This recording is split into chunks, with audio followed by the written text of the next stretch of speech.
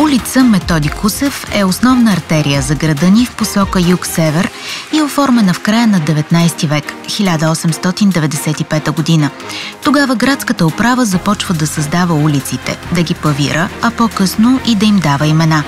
Създаването на улица Митрополит Методий е свързано и с Старозагорската гара, защото пак в последното десетилетие на 19 век започва строителството на жп линията Бургас, Нова Загора, гара Саранбей или днешна гара Септември. През 1900 година гарата е открита. Интересен факт за името на тази улица е това, че е правилно да се изписва и изказва като Митрополит Методий. Причината за това се крие в личността, чието име носи тя. Когато Тодор Кусев приема монашеството, той се отказва от всичко светско, включително от името си. Затова и прибавянето на неговата фамилия не е нито канонично, нито правилно. До 1901 година улицата се е казвала Станционна. От 1901 до 1922 се е наричала Цар Симеон. През ноември 1922 година градската управа решава да й даде името Митрополит Методий и тя остава с това име до 1947, когато се намесва политическата конюнктура и името отново е сменено. Този път на Йосиф Висарионович Сталин. То се запазва 10 години, след което отново по политически причини е преименувана на улица Ленин. Настоящото си име Митрополит Методий си връща през 1992 година. Но за да ви разкажем колко интересна и уникална е улицата и какви истории е скрила във времето, е редно да се върнем назад. Както казахме, улицата започва от жп гарата и отново заради нея се налага и обособяването на станционната градина в Стара Загора. Тя е построена върху стари турски гробища, а старозагорецът Марин Пенчев работи по нея и първоначално парковото пространство е било заградено с дървена ограда, по-късно с телена, преди да се стигне до живият плет, който всички познаваме. След пресичането на булевард Славянски се намира друго интересно парково пространство с езеро. Създадено е по времето на кмета Йордан Капсамунов, а към днешна дата носи и неговото име. Преди създаването на парка на това място е имал пазар – Герджиковия алан, най-вероятно по името на собственика. И когато в средата на 20 век се взима решението за облагородяване на пространството и строителството на канала на река Тунджа, Капсамунов взима решение част от тази вода да се отведе към езеро. Интересен факт за това място е, че след създаването му, старозагорци по-народно му започват да го наричат Капсамуновия гьол, а днес го знаем просто като езерото до станционната градина, в което обаче можете да се скриете сред листата на едни от най-старите плачещи върби в града. Срещу градинката е имало къщи, в които са живели интересни старозагорци, като художника Димитър Караджов, заедно с съпругата си Еленка Караджова, сестра на Иван Мирчев, както и бившия кмет на Стара Загора, юриста Бончо Койчев. Ако продължим разходката си по Митрополит Методий, от лявата страна над канала, можем и да пропуснем една не много голяма плоча, която е поставена на близката сграда. Това малко къщче ни напомня, че на това място е била къщата на Петко Рачов Славейков, който е прекарал немалка част от живота си в града. В сградата, която се извисява днес на това място, е бил и домът на големия старозагорски актьор Георги Велев.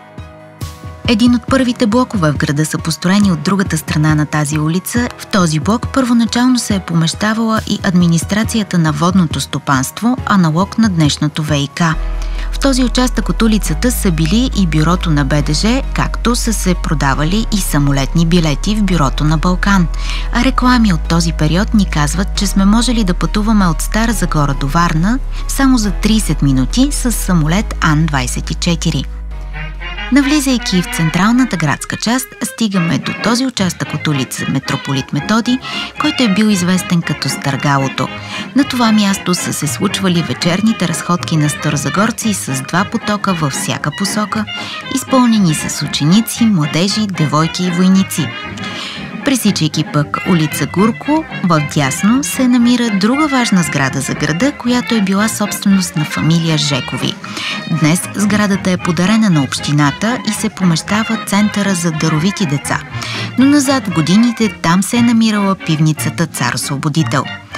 От другата страна на улицата е била разположена една от печатниците в града, от която започва издаването на вестник Септември. А след 70-те години на 20 век, малко след нея се е намирало и мястото, в което са се правили най-вкусните пържени картофи. Днес може да ни изглежда смешно да чуем нещо подобно, за хората обаче от това време, това е била първата среща с пържените картофи в съвременният им вариант, който ние познаваме. Почти на мястото, където се намира днес хотел Верея, е съществувал ресторант Република, където се е събирала местната интелигенция и бухема. Продължавайки разходката си, неусетно стигаме и до емблематичния за града ни хотел Верея. Той е построен и завършен между 1961 и 1963 година и е бил в системата на Балкан Турист. Изключително красив като архитектурен замисъл за времето си, а ресторантът и сладкарницата към него са били любимо място на много старозагорци. В разходката си стигаме и до община Стара Загора. На нейно място е имало много къщи с интересни обитатели, сред които е и Макака, за когото един старозагорец си спомня. А прозорецът, който на снимката се пада между главата на минувача и пътния знак, беше трибуната на Макака.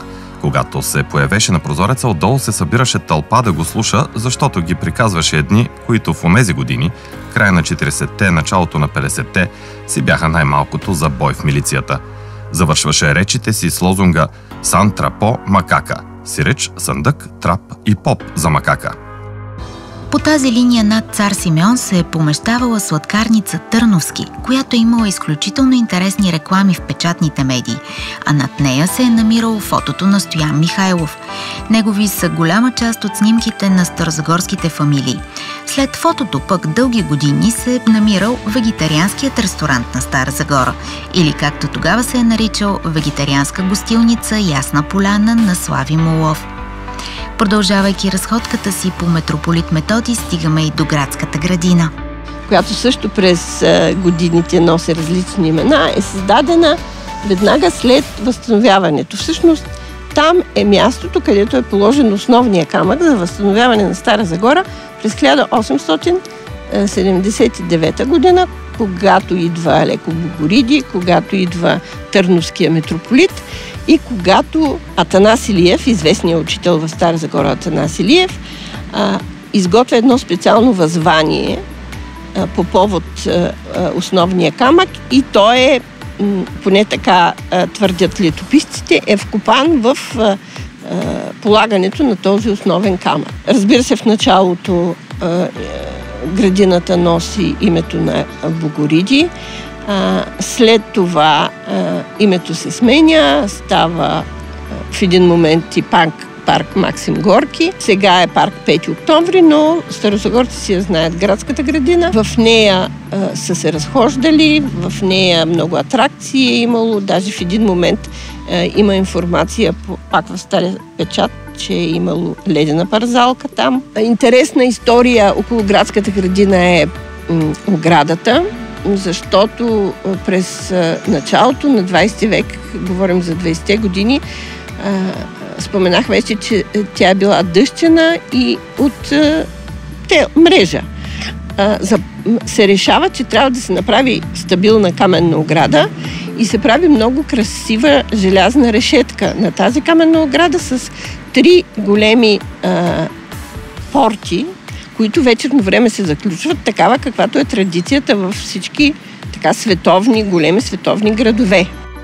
Така наречената долна и горна гъба на градската градина са всъщност част от 4-те поста на оградата, а в спомените на старозагорци за тази ограда изкача и това, че една от основните причини старателно вратите й да бъдат заключвани всяка вечер е за да бъдат предотвратени набезите на домашните животни върху зелените площи и цветята в парка.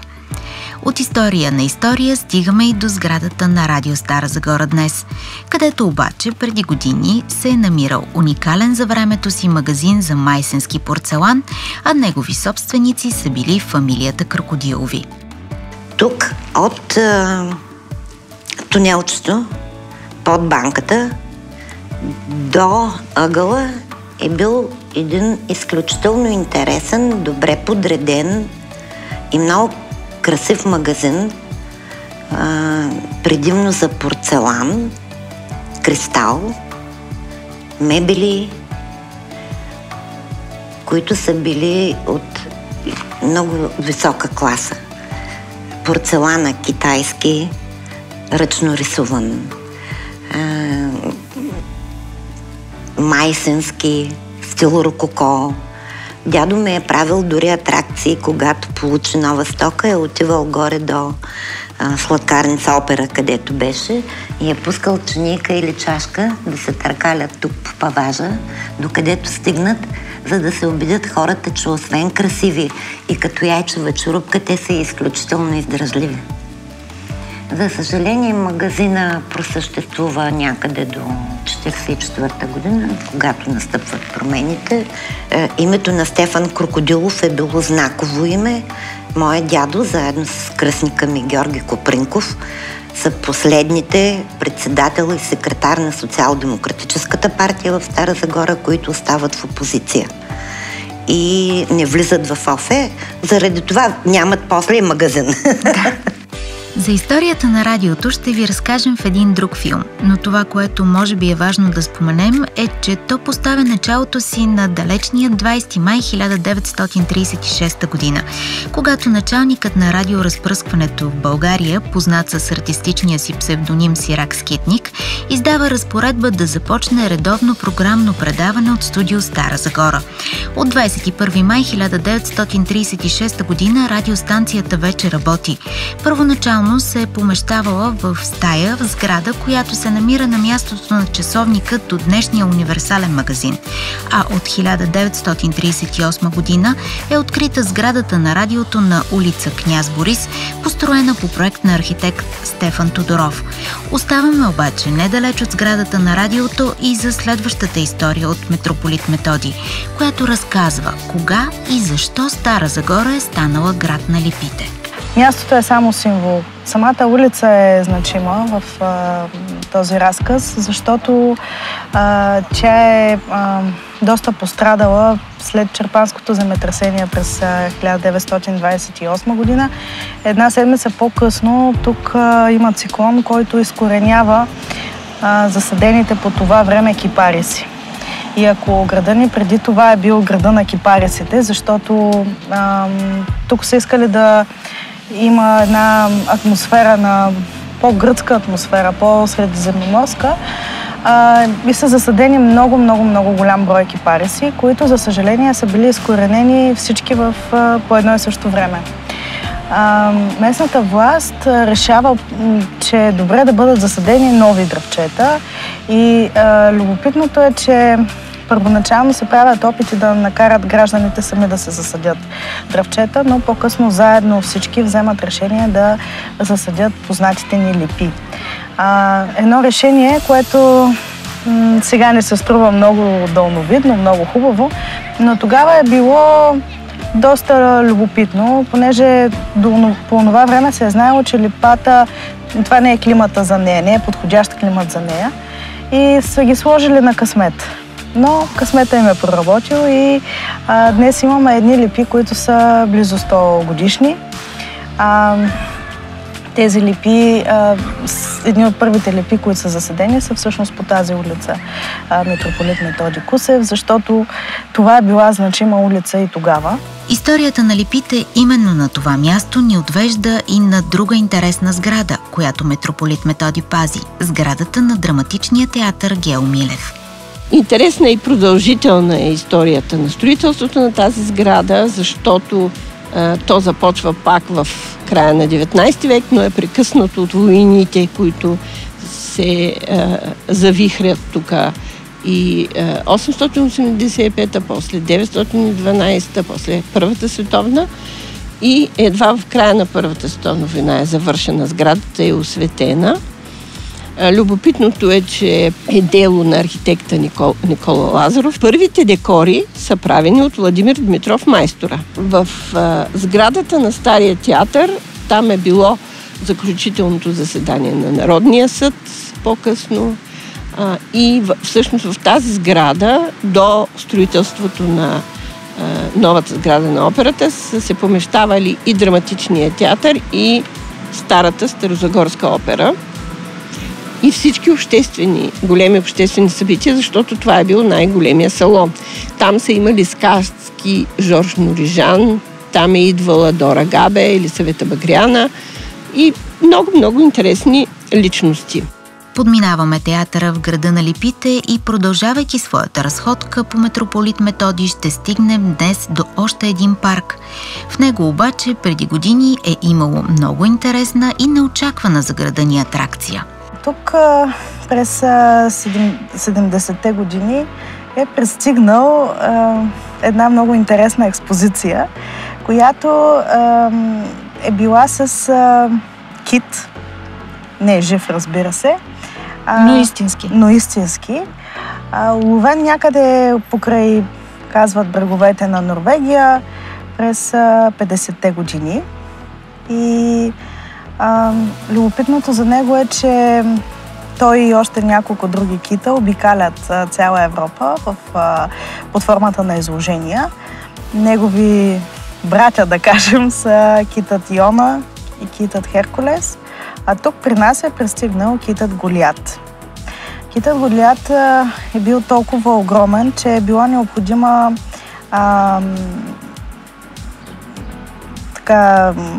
платформа, която да бъде около 25 метра дълга и е имало необходимост всеки ден от инжектиране на формалин, както и грижа за него като хладилни камери. А за Казанлък пък ми разказаха, че там са ги съпръскали с розова вода, за да може евентуално да мирише по-малко. Различни сгради и истории приютява Митрополит Методий във времето, а за тези, които не знаят, ще разкажем и това, че на мястото на днешната съдебна палата е бил Старозагорският затвор. Идеята на тогавашните старозагорци и управа на града е била, че тази сграда трябва да се помещава в центъра, за да напомня на преминаващите за последиците от неспазването на закона. През 20-те години сградата става малка за обитателите и това налага преместването в покрайнините на града. Но пък на нейно място започва строеж на съдебната палата.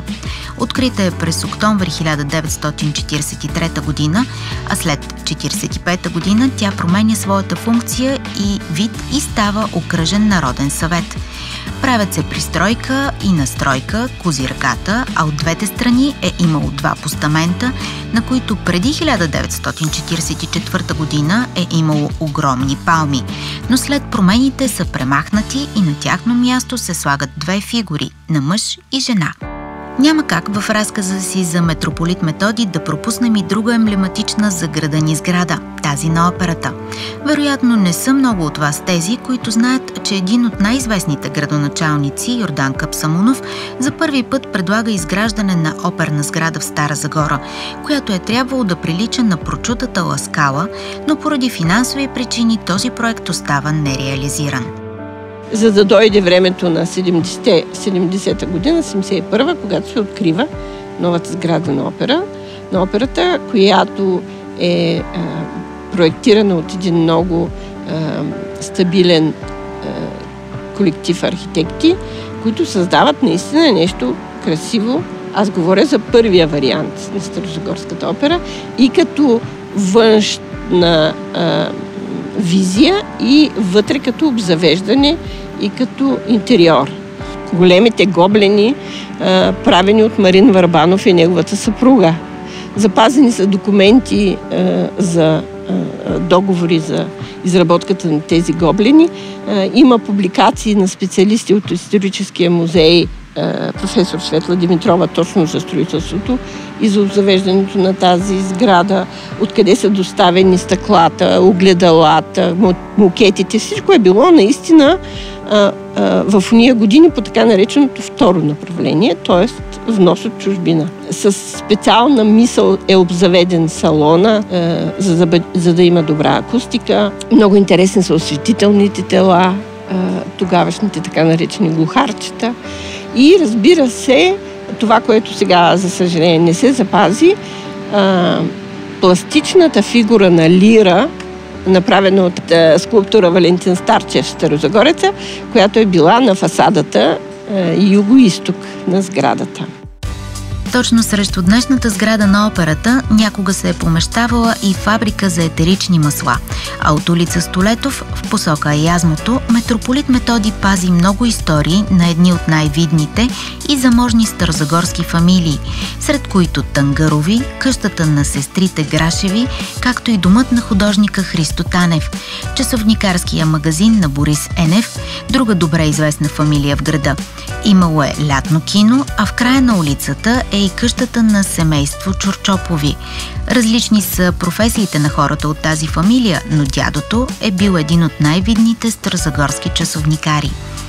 До голяма степен старозагорци успяват да съхранят този малко провинциален и лежерен дух на улицата и до днес, а всяка разходка е пътуване през годините. Всяко дърво, сграда, къща е история, свидетел на миналото и бъдещето на правите улици на Стара Загора, на които пък митрополит Методий си остава верен пазител като улица във времето.